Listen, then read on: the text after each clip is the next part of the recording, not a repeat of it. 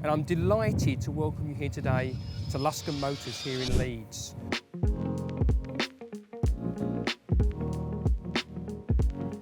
I've known Luscombes for over a decade as they're users of our Navigator dealer management system. But today, we're not talking about computers, we're talking about electric cars and how they've made electric cars a cornerstone of their business.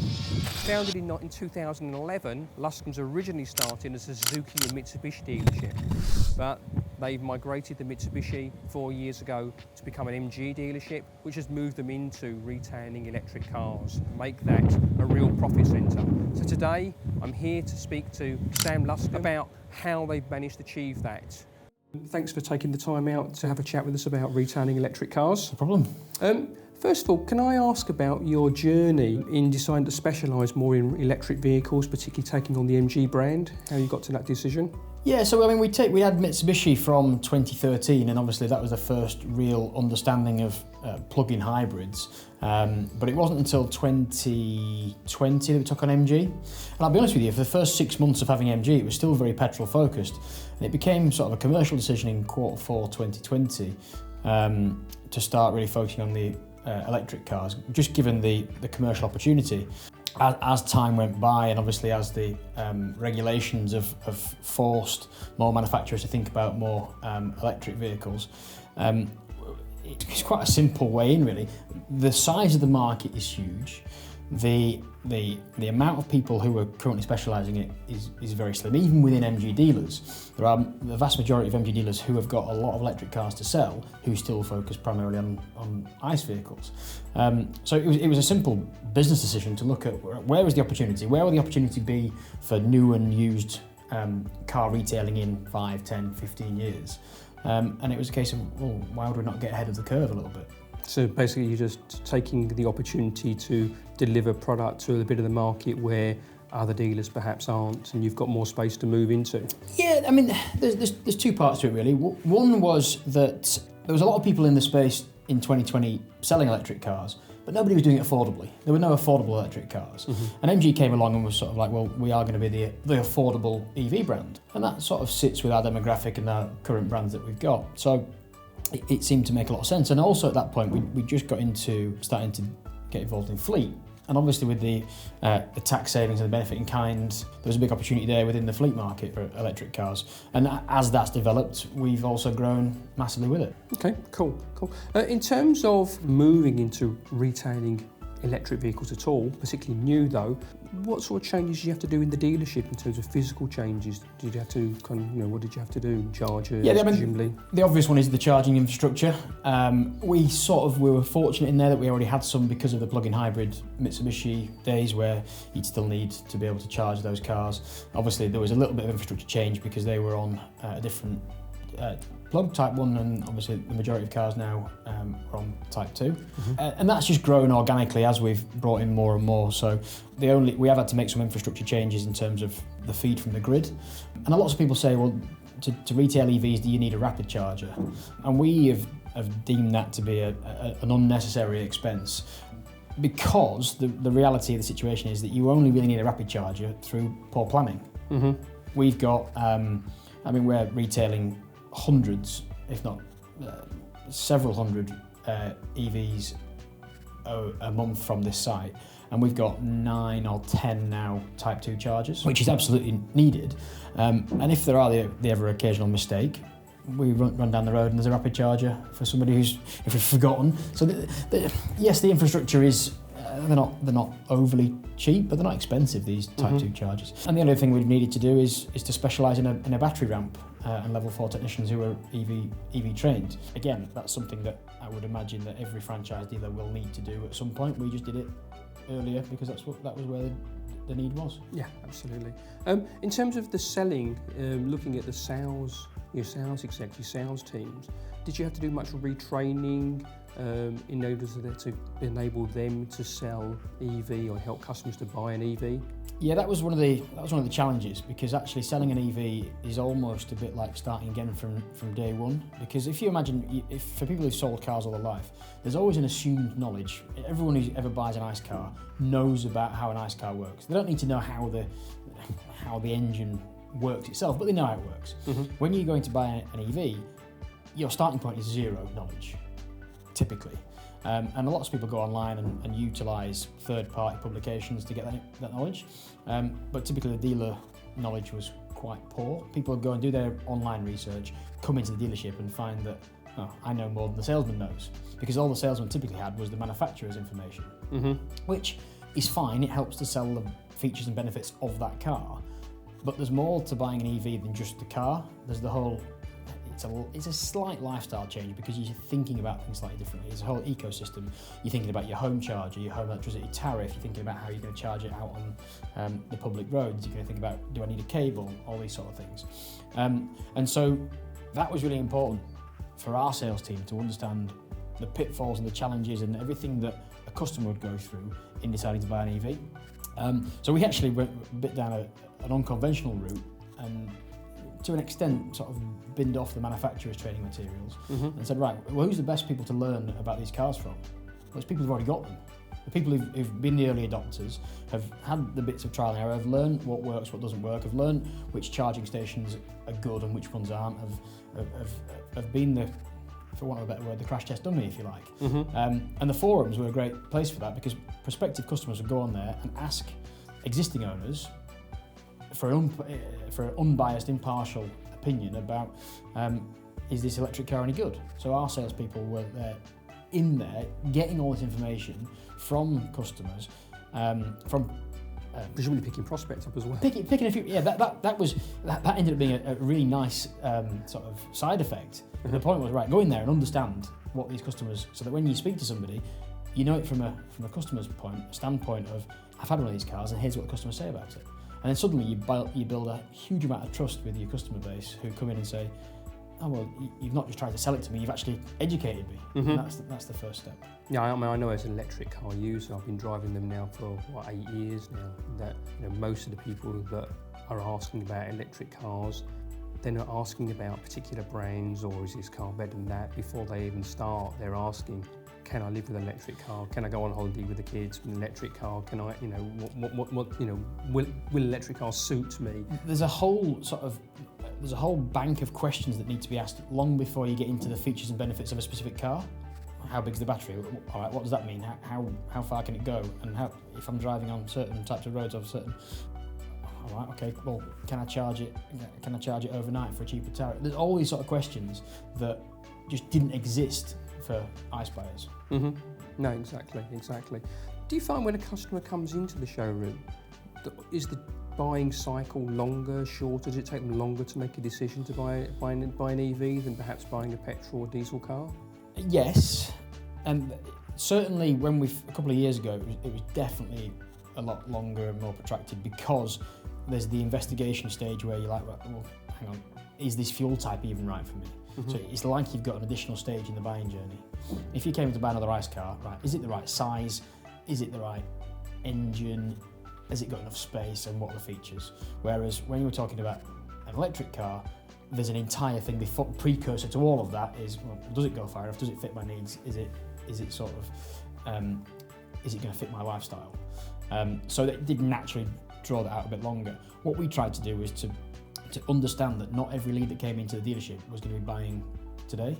And that was a bit of a salesman's shift in mindset to go, okay, and salespeople naturally want to do work today that's going to pay them tomorrow, or today even better. And we had to sort of try and say, right, some of these will be slow burn, they need to be educated, but if you do the education piece well, they will trust you and they will come back and buy from you when they're ready. Okay. Does that work the same on sort of both new and used, or is that different? No, I think it's typically quite similar, to be honest. In terms of used, there is another element to that we can add, which is, well, I want some. If I'm buying an ICE car, for example, I can tell how good the mechanical condition is, or I can get a feel for it. One, by driving it, and two, what's the service history like? Has it had the oil change regularly? Has spark plugs been done? That sort of thing. With an EV, you don't have that. You have a battery state of health. And it's very important that customers, because there's a lot of misinformation out there in the media about, oh, well, the battery will be knackered in 5 years and then you have to go spend another 15 grand to replace it. And part of that is driven by, everyone's got a mobile phone, and everyone knows that a mobile phone, the battery is significantly worse after a couple of years. But these are far more complex things than mobile phone batteries. And actually showing people that your state of health on a 2-year-old EV that's done 30,000 miles is still 97 and 98% gives them quite a lot of confidence. And actually, even if it is 92 or 93%, potentially because it's been rapid charged a lot and maybe it's been a lease car and they haven't looked after it quite as well, but we're still talking about something that's going to be plenty good enough. The doom-mongering stories are not necessarily. No, I know that. I mean, my EV's at 50,000 miles now, and it still charges to within, I think, 10 miles of it when I got it new. Exactly. It's the quality of the batteries. I know people with 200,000, 300,000 mile EVs, and they're still going. Do you find that they're easy to purchase, easy for you to buy, easy to stock than ICE? Are they easy to get hold of? Easier. Yeah. I mean, because it's strange really, because it's probably about 12 months ago now, Elon, when he did his price cuts on the Tesla, sort of created this tidal wave of price cuts and a big devaluation in used EVs. And don't get me wrong, that was challenging, but it comes back to the basics of retailing. If you can get out of your stuff, take your medicine early, get out of it, and then go rebuy at the lower prices, there's profit in it. And we found that as a lot of people were burned, and then we were burned, everyone was burned. You'd have been picking the lottery numbers if you didn't get burned at some point a little bit with some used EVs at that time. But it's a case of understanding that, and for us it was when we looked at like price parity of an MG petrol car and an MG electric car and go, well, all right, there's going to be some people this car's not for. There's a lot of people where you go, that's actually a fundamentally better car, and it's now on price parity. And if you have that conversation with customers, a lot of them go, yeah, okay, fair enough, I get that. And going out and sourcing them has become much easier because the competition just isn't there.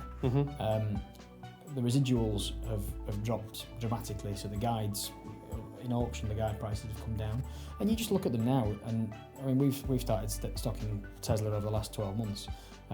2 reasons: one, because there's no typical dealer network for Teslas, so you're only competing against independents or Tesla. And I think there's still an appetite in amongst the car buying public to buy from a franchise dealer because it comes with typically a perceived higher standard. And because that's not had as much competition, it's starting to get back there now. We find as long as the speed of sale is quick, and we accept that we make a concerted effort to turn EVs quicker, but it's profitable. I mean, do you find that when you buy, I presume you're buying all brand EVs or across the thing, are you finding that when you get the stock in, that the preparation of that stock compared to maybe similar aged ICE vehicles is higher, lower, the same? Yeah, I wouldn't say that we're buying everything, and that comes out of a bit like if you're a franchise dealer of your let's say you're a Suzuki dealer, you primarily specialise in buying Suzukis, and then if the buyer previously worked at Toyota, he might have an affiliation to buy some more Toyotas. It's because he knows about them, and the knowledge there is the important bit. So I am not going to go out and buy something that I don't understand, but my level of knowledge of EVs is typically higher, so I know what is worth buying. I'm not going to go out and buy, like for example, we don't do particularly well with Ford Fiesta.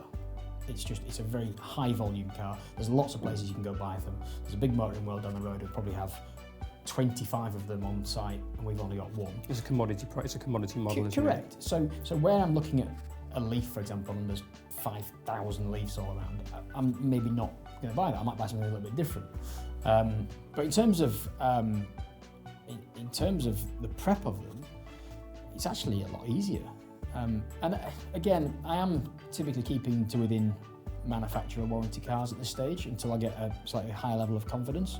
Obviously, the battery warranty, everything's still got a battery warranty.